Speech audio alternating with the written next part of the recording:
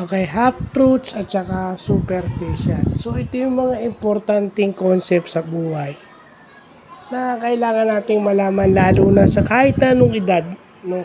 Kasi ito, kahit na gaano ka nakatanda o kahit gaano ka kabata, ito yung nakakalimutan natin. Ano yung half-truths? Yun yung parte ng katotohanan na komportable para sa atin. May intention tayong baliin yung absolute truth.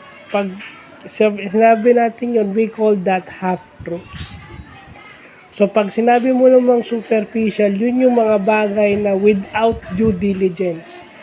No? May kulang. Hindi mo siya masasabing buo o totoo dahil may kulang. Yun yung superficial.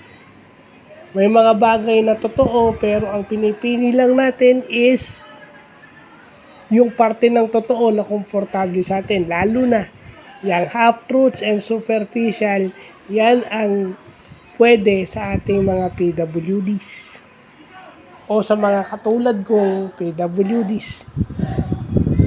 Yeah, alam natin totoo yun, pero pinipili lang natin yung totoo sa atin, yung pabor sa atin. Pero pag hindi pabor sa atin o yung ikasisira natin, ayaw natin. Diba? Alaya nung pagka sinabing putol paa mo, tululaway ka, pilay ka, yun yung totoo. Pero hanggat maaari, ayaw mong marinig yon, ayaw mong tanggapin yun kasi masakit yon. Pero hindi mo alam kung gagamitin mo ng under the law or under the rules, pwede kang kasuhan. Pero sometimes, dahil magulo ang justice system sa Pilipinas, matagal at mabagal, paano ka magko-cope up dun? Hindi naman lahat na nagsasabi sa iyo na putol paa, pilay, tululaway, sipunin, o uhugin, papatulan mo. Yun yung half-truths. Kasi kung totoo sa iyo yun, hindi mo na dapat ikagagalit yun. Kasi yun yung obvious sa iyo. Kasi kung hindi mo tanggap yung katotohanan ng meron ka at nasasaktan ka pa rin for a long time, we call that half-truths. Niloloko mo yung sarili mo kapag hindi mo tanggap yung katotohanan ng meron ka. Hindi mo nga nire-research kung paano mag-cope up eh. Yun yung sinasabi. Dahil marami tayong mga instances na pinagdadaanan sa buhay, minsan nakakalimutan natin yung salitang superficial.